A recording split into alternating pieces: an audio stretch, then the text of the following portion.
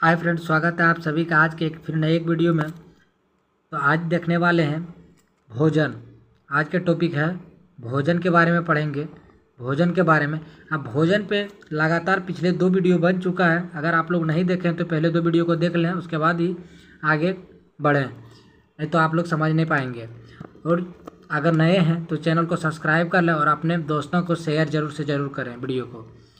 चलिए, तो आज पढ़ने वाले हम लोग पिछले कक्षा में पढ़े थे हम लोग अपने भोजन के पोषक तत्व का शरीर के लिए महत्व को जान लिया है। अब बताइए यदि इसमें कोई पोषक तत्व शरीर में को ना मिले या कम मात्रा में मिले तो क्या होगा। जैसे कि हम लोग जो शरीर में भोजन करते हैं, अगर भोजन में पोषक तत्व नहीं ना मिले या कम मिले तो हमारे शरीर पे क्या प्रभाव पड़ सकता है। तो देखेंगे क्या क्या प्रभाव पड़ सकता है हमारे शरीर पे। तो देखते हैं क्या प्रभाव पड़ सकता है। कहता है इनमें से पोषक तत्व शरीर को ना मिले या मात्रा में कम मिले तो क्या होगा।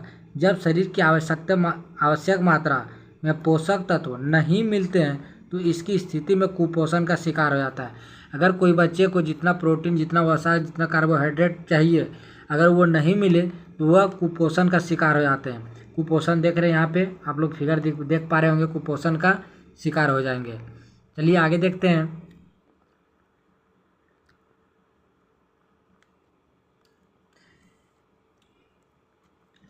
देख पा रहे होंगे आप लोग,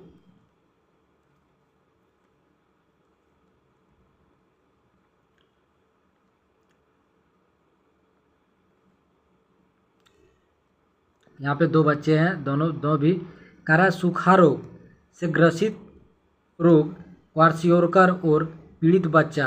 ये जो है क्वार्सियोरकर और सूखा रोग से पीड़ित है। क्वार्सियोरकर और सूखा रोग से दोनों पीड़ित है। चलिए आगे देखते हैं। सूखा रोग क्या है, अब देखेंगे सूखा रोग के बारे में। सूखा रोग के बारे में पढ़ेंगे। सूखा रोग क्या है। कहता कम भोजन मिलने पर प्रोटीन तथा कार्बोहाइड्रेट की मात्रा कम हो जाती है और शरीर की दुबला पतला हो जाता है और पसली हड्डियां दिखाई देने लगता है। आप लोग देख पा रहे होंगे, कम भोजन मिलने से प्रोटीन तथा कार्बोहाइड्रेट की मात्रा कम हो जाती है। अगर आप भोजन को कम खा रहे हैं तो प्रोटीन और कार्बोहाइड्रेट दोनों की मात्रा कम हो जाएगा, जिससे पसली यानी जो हड्डी है हमारे शरीर की वो दिखने लगेंगे। और आप लोग देख पा रहे होंगे यहाँ पे शरीर दिख रहा है। यहाँ पे ये प्रोटीन और कार्बोहाइड्रेट की इनका कम भोजन लेने से मात्रा कम हो चुका है। फिर आगे देखते हैं। क्वार्सियोरकर बीमारी। यदि भोजन में प्रोटीन कम हो तो बच्चे में वृद्धि रुक जाती है। अगर प्रोटीन की मात्रा कम हो तो बच्चा में जितना लंबाई होना चाहिए, जितना शरीर विकसित होना चाहिए वो नहीं हो पाएंगे। इसलिए उसका शरीर, बच्चे का वृद्धि क्या हो जाएगा, शरीर का वो रुक जाएगा। आप लोग ये बच्चे का देख पा रहे होंगे, बच्चे का शरीर, ये शरीर अच्छी तरह से विकसित नहीं हो पाया है। शरीर पूरा पतला है, पेट देख रहे हैं फूला हुआ है, तो ये पूर्ण रूप से विकसित नहीं हो पाएंगे। चलिए आगे देखते हैं।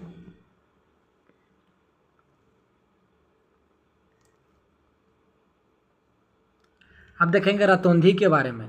रतौंधी के बारे में देखेंगे। विटामिन ए की कमी से रात में कम दिखाई पड़ता है। आप लोग को पीछे पढ़ाए थे कि विटामिन ए की कमी से रतौंधी रोग होता है, जो कि रात में दिखाई कम पड़ता है। इसलिए इसे रात में विटामिन ए की कमी से रतौंधी रोग होता है और रात में दिखाई कम पड़ता है। आप लोग देख पा रहे हैं ये फिगर को, गला फूला हुआ है, जिसे घेंघा रोग बोला जाता है। और घेंघा रोग किसकी कमी से होता है, तो आयोडीन की कमी से होता है। जिसकी शरीर में आयोडीन की मात्रा कमी है वो उनको घेंघा रोग होने की संभावना हो जाता है। चलिए आगे देखते हैं। देख पा रहे हैं आप लोग घेंघा रोग। घेंघा रोग से पीड़ित स्त्री, कहता आयोडीन की कमी से गले की ग्रंथियां फूल जाती है। अगर आयोडीन की आपको कमी हो गया है तो गले देख रहे हैं फूल गए हैं, तो इसकी ग्रंथियां फूल जाती है। और बच्चे मानसिक विकलांग हो जाते हैं। कभी कभी किसी आदमी का देख पा रहे होंगे आप लोग, या देखे होंगे कि गले गले फूल जाते हैं, तो ये किसकी कमी से हो रहा है? तो ये आयोडीन की कमी से। और ये रोग का नाम क्या है? ये रोग का नाम है घेंघा रोग। आप लोग याद रखेंगे, आयोडीन की कमी से घेंघा रोग हो सकता है। चलिए आगे देखते हैं। एनीमिया रोग होता क्या है? तो एनीमिया रोग लोहे की कमी से खून की कमी हो जाती है। लोह तत्व की कमी से खून की कमी हो जाता है। अगर जिसके शरीर में लोह तत्व की मात्रा कम है, उसे एनीमिया रोग होने की संभावना हो जाता है। और शरीर कमज़ोर हो जाते हैं, और कमज़ोर शरीर कई रोगों से ग्रसित हो जाते हैं। कमज़ोर शरीर जो है कई रोगों से ग्रसित हो जाते हैं। तो देखेंगे एनीमिया रोग किसकी कमी से होता है? तो ये याद रखेंगे आप लोग, एनीमिया रोग लोहा की कमी से होता है। चलिए आगे देखेंगे। अब देख रहेंगे अस्थि एवं क्षय, हड्डी एवं दांत, इसका जो होता है क्षय होने लगता है, यानी सड़ने लगता है। चलिए देखते हैं आगे इसका क्या कारण है सड़ने का।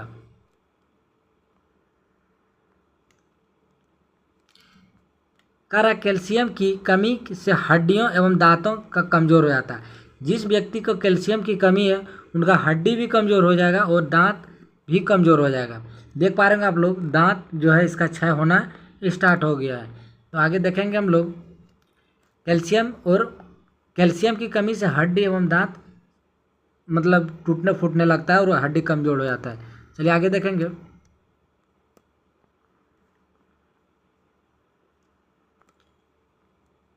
देखने वाले हैं पोषक तत्व की अधिकता। देखिए, ज़्यादा पोषक तत्व लेने से भी हानि है शरीर में, और कम पोषक तत्व लेने से भी हानि है। इसीलिए हम लोगों को संतुलित आहार लेना चाहिए। यहाँ लिखा है, जहाँ पोषक तत्व की कमी से विभिन्न रोग हो जाते हैं, वहीं इसकी अधिकता से हानिकारक हो सकती है। कारण अगर अधिक भोजन हम लोग खा रहे हैं तो उससे भी हानि है शरीर का, और कम भोजन खा रहे हैं तो उससे भी हानि है। इसीलिए संतुलित आहार लेना चाहिए। मतलब बहुत अधिक वायुयुक्त भोजन मोटापा का कारण बनाता है। मतलब ज़्यादा अगर वायुयुक्त भोजन लेंगे तो उससे मोटापा होने का संभावना हो जाता है। यह समस्त बीमारियों की जड़ है। मोटापा बहुत सारी बीमारियों का जड़ है। बहुत सारा मोटापा के कारण बहुत सारी बीमारियां उत्पन्न हो सकते हैं शरीर में। चलिए आगे देखते हैं।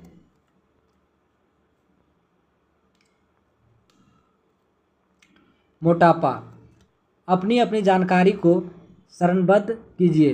कहता सूखा रोग किसकी कमी से होता है? क्वार्सियोरका रोग किसकी कमी से होता है? रतौंधी किसकी कमी से होता है? और घेंघा रोग किसकी कमी से होता है?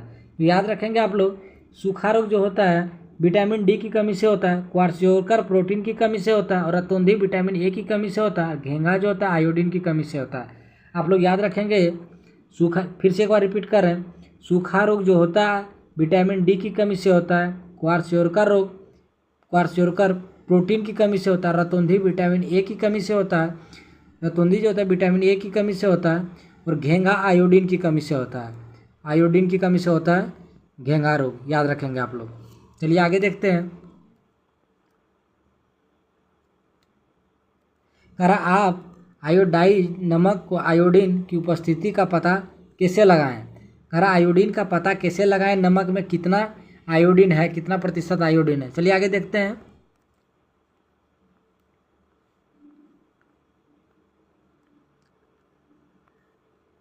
अब करा दूषित भोजन।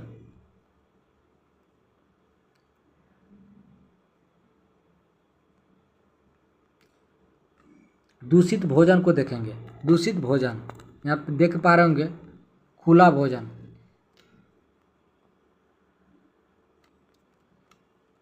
करा बाजार में खुली भोजन की सामग्री तथा दूषित भोजन के कारण उसमें बचने का उपाय। दूषित भोजन से बचने का उपाय आप लोग देखे होंगे बाजार में कि भोजन खुला ही छोड़ दिए जाते हैं, उसको ढक के नहीं रखते हैं। इससे भी बीमारियां हो सकते हैं, क्योंकि उसमें मक्खी बैठते हैं, बहुत सारे जीवाणु उसको छोड़ देते हैं वहाँ पे। इससे बीमारियां होने की बहुत सारी संभावना बढ़ जाती है। चलिए देखेंगे, बाजार की खुली भोजन सामग्री क्यों नहीं खानी चाहिए? कुछ खाने से पहले हाथ धोना क्यों जरूरी है? आगे देखते हैं क्यों जरूरी है हाथ धोना। खाने के सामान को ढंग ढक कर क्यों रखना चाहिए? ठेले में रखे खाद्य सामग्री, जलेबी आदि सामग्री मक्खियाँ बैठ जाती है। मक्खियों गंदी जगहों पर भी बैठती है और अब अपने साथ सूक्ष्मजीवों को लाकर खाने के पदार्थों पर दूषित कर देती है। खुली भोज सामग्री पर धूल भी जम जाती है। बासी खाना खाने योग्य नहीं होता है, यह दूषित हो जाता है। और यदि रेफ्रिजरेटर आदि में न रखें। कह रहा है कि सड़क पे जो है भोजन वो भी नहीं खाना चाहिए, क्योंकि उसमें बहुत गंदी जगह पे मक्खियाँ बैठती है और वहाँ बैठने के बाद फिर वे भोजन पे बैठ जाते हैं, बहुत सारे जीवाणु को वहाँ पे छोड़ देती है भोजन पे, इसीलिए वो भोजन दूषित हो जाता है, उससे बीमारी होने की संभावना बढ़ जाती है। इसलिए और जो फ्रिज में लोगों ने भोजन रखते हैं उससे वो भोजन भी नहीं करना चाहिए, उससे भी बीमारी होने की पूर्ण संभावना बढ़ जाती है। आगे देखेंगे। इस पाठ में हमने यह जानने का प्रयास किया है कि भोजन को पौष्टिक होना जरूरी है। भले ही विभिन्न क्षेत्रों के भोजन विविधता हो, परंतु इसमें पोषक तत्वों को वितरण सामान्य होता है।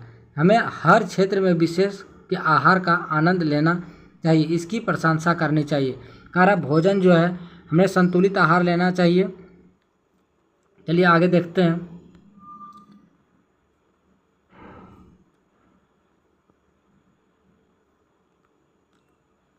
कारण हमारे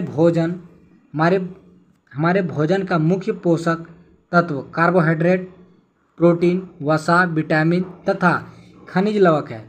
हमारे भोजन का ये इम्पोर्टेंट है, ये याद रखेंगे आप लोग। हमारे भोजन के मुख्य पोषक तत्व हैं। कौन कौन सा पोषक तत्व है हमारे भोजन का? तो कार्बोहाइड्रेट है, प्रोटीन है, वसा है, विटामिन है तथा खनिज लवण है। ये याद रखेंगे आप लोग। फिर आगे देखेंगे। इसके अतिरिक्त रुक्षांश हम लोग के भोजन को पचाने के लिए काम में आते हैं, इसलिए रुक्षांश भी बहुत ज़रूरी है। और जल भोजन के आवश्यक अंग है। रुक्षांश और जल भोजन का आवश्यक अंग है, ये याद रखेंगे आप लोग। ये भी इम्पोर्टेंट प्रश्न है, जितना भी इसमें दिए हुए घर में तो इम्पोर्टेंट प्रश्न है, याद रखेंगे आप लोग सब। चलिए आगे देखते हैं। इसके बारे में देखते हैं। कार्बोहाइड्रेट तथा वसा हमारे शरीर का मुख्य रूप से ऊर्जा प्रदान करता है। कार्बोहाइड्रेट और वसा का क्या कार्य है? तो मुख्य रूप से शरीर में ऊर्जा प्रदान करने का कार्य करता है। याद रखेंगे, कार्बोहाइड्रेट और वसा मुख्य रूप से ऊर्जा प्रदान करने का कार्य करता है। फिर आगे देखेंगे। प्रोटीन तथा खनिज लवण आवश्यक हमारे शरीर की वृद्धि के लिए आवश्यक है।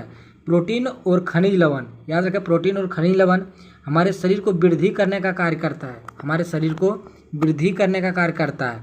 चलिए आगे देखेंगे। विटामिन हमारे शरीर की रोगों से रक्षा करते हैं। विटामिन का क्या कार्य है? तो शरीर में जितना रोग है यही बीमारी है उससे रक्षा करता है, बीमारी से बचाने में सहायता करते हैं। चलिए आगे देखेंगे। संतुलित आहार हमारे शरीर के लिए आवश्यक सभी पोषक तत्व पर्याप्त रुक्षांश जल उचित मात्रा में सम्मिलित होते हैं। संतुलित जो आहार लेते हैं उसमें पर्याप्त मात्रा जितना कार्बोहाइड्रेट, प्रोटीन, विटामिन, जितना भी रुक्षांश जल जो है उसमें पूर्ण रूप से उपस्थित रहते हैं संतुलित आहार में। चलिए आगे देखेंगे। कहता है हमारे शरीर में लंबे समय तक या अधिक पोषक तत्व की कमी से विशिष्ट रोग या विकार उत्पन्न हो सकते हैं। अगर हम बहुत दिनों तक पोषक तत्व ना लें तो उससे भी हमारे शरीर में बीमारी उत्पन्न हो सकते हैं। जैसे आदमी बहुत दिनों तक कार्बोहाइड्रेट नहीं लिया या प्रोटीन नहीं लिया या वसा नहीं ले रहे हैं या प्रोटीन नहीं ले रहे हैं, तो इससे भी बीमारी होने की संभावना बढ़ जाते हैं। चलिए आगे देखते हैं।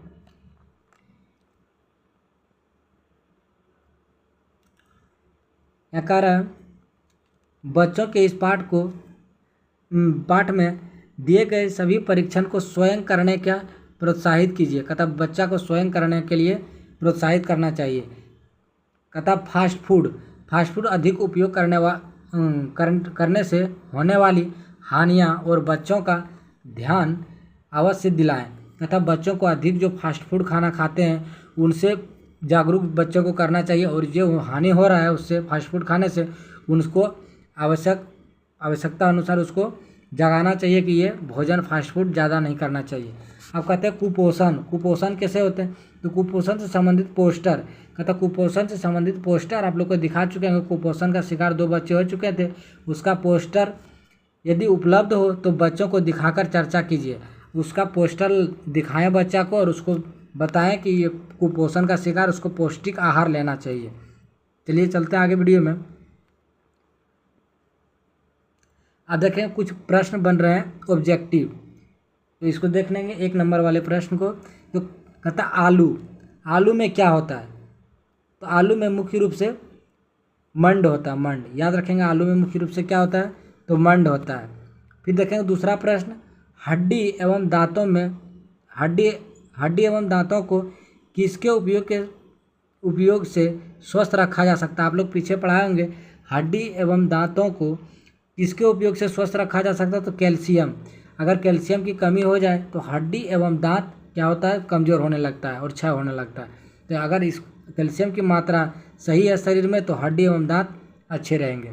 चलिए आगे देखेंगे, यहाँ पे तीसरा प्रश्न होना चाहिए, इसमें से किसमें पोषक तत्व नहीं होता है, तो पोषक तत्व रुक्षांश में नहीं होते हैं। याद रखेंगे आप लोग, पोषक तत्व रुक्षांश में नहीं होते हैं। रुक्षांश का सिर्फ एक ही काम है, ये भोजन को पचाने का कार्य करते हैं। चलिए आगे देखेंगे क्वेश्चन नंबर 4, घेंघा रोग किसकी कमी से होता है, तो आप लोग को पढ़ा चुके होंगे घेंघा रोग किसकी कमी से होता है, तो घेंघा रोग आयोडीन की कमी से होता है। आयोडीन की कमी से घेंघा रोग होता है।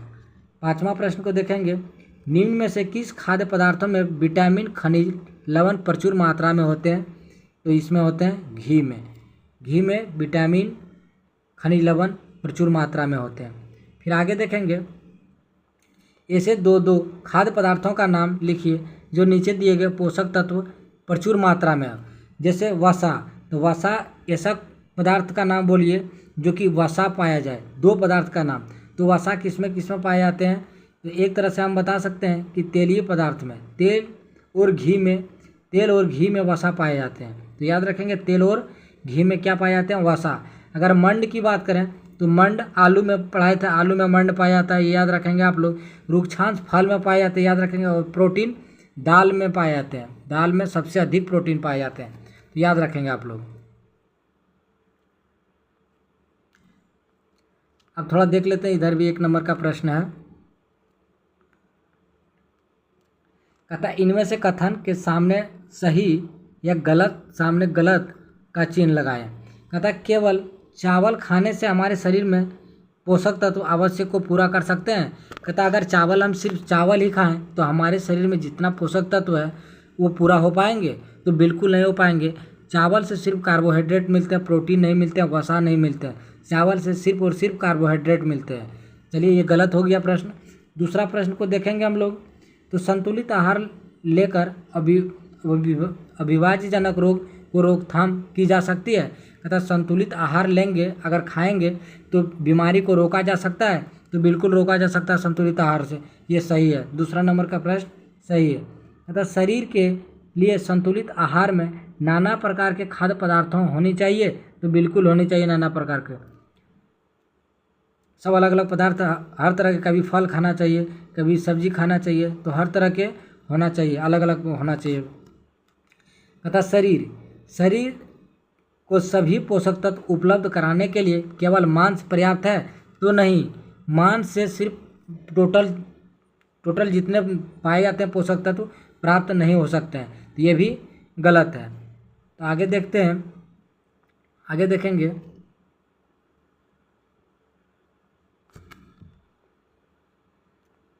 अब देखेंगे मिलाने वाले कुछ प्रश्न हैं, इसको मिलान करना है। तो विटामिन ए, खंड क है, इधर खंड ख है, तो विटामिन ए का कमी से कौन सा रोग होता है, तो विटामिन ए की कमी से दृष्टिहीनता उसे कहा जाता है। दृष्टि मतलब होता है आँख में जिसमें हीनता हो जाए उसको दृष्टिहीनता, जो कम दिखाई पड़ने लगे तो उसे दृष्टिहीनता कहा जाता है। तो ए का हो जाएगा दृष्टिहीनता, विटामिन ए की कमी से दृष्टिहीनता होता है। अब विटामिन बी की कमी से बेरी रोग होता है। विटामिन बी की कमी से बेरी रोग होता है। विटामिन सी की कमी से स्कर्वी रोग होता है।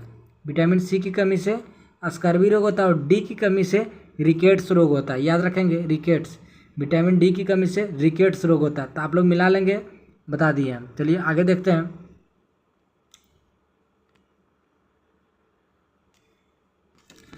अब देख पा रहे हैं आप लोग कि निम्नलिखित के 2 उदाहरण लिखिए। आप लोग कह रहा कार्बोहाइड्रेट के 2 उदाहरण, भरपूर भोज्य पदार्थ का नाम लिखिए। कार्बोहाइड्रेट किसमें किसमें पाया जाता है? तो चावल और गेहूं में कार्बोहाइड्रेट पाया जाता है। आप लिख लेंगे आप लोग का चावल और गेहूं। और दूसरा नंबर देखेंगे विटामिन सी की परिपूर्ण भोज्य पदार्थ। विटामिन सी कौन सा पदार्थ लें, भोज्य पदार्थ लें, खाने का पदार्थ जो कि विटामिन सी उपलब्ध हो उसमें। तो हम कह सकते हैं कि आंवला में सबसे अधिक पाया जाता है विटामिन सी। तो ये खट्टे पदार्थ, इमली भी खा सकते हैं। तो ये सब आंवला और इमली सब खट्टे पदार्थ में विटामिन सी पाए जाते हैं। अब देखेंगे लोह तत्व युक्त भोज्य पदार्थ। तो हम सबसे अधिक लोहा अगर पाया जाता है लोह तत्व, तो ये साग और सब्जी में पाए जाते हैं। याद रखेंगे साग और सब्जी, ये क्या है? तो लोहा सबसे अधिक पाया जाता है, आयरन की मात्रा सबसे अधिक होते हैं। चलिए आगे देखेंगे।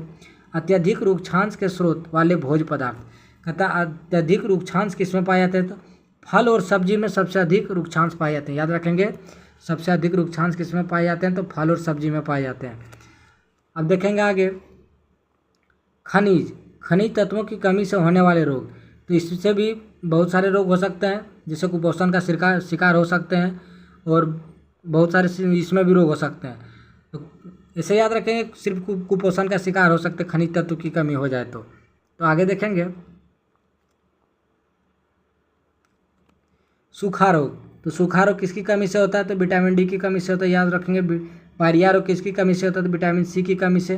पायरिया रोग उसको कहा जाता है जो दांत से और मसूड़े से ब्लड आने लगता है और मुंह महकना स्टार्ट हो जाता है, उसे पायरिया रोग होता है। और विटामिन सी की कमी से होता है और इसका उपयोग करना चाहिए आंवला और खट्टे पदार्थ खाने से ये ठीक हो जाते हैं। चलिए आगे देखेंगे। घेंघा रोग किसकी कमी से होता है? तो आयोडीन की कमी से होता है घेंघा रोग। आयोडीन की कमी से घेंघा रोग होता है। याद रखेंगे आप लोग। मोटापा, फास्ट फूड ज़्यादा अगर उपयोग कर रहे हैं आप लोग, फास्ट फूड खा रहे हैं, तो इससे मोटापा होने की संभावना बढ़ जाता है। चलिए आगे देखेंगे प्रश्न को।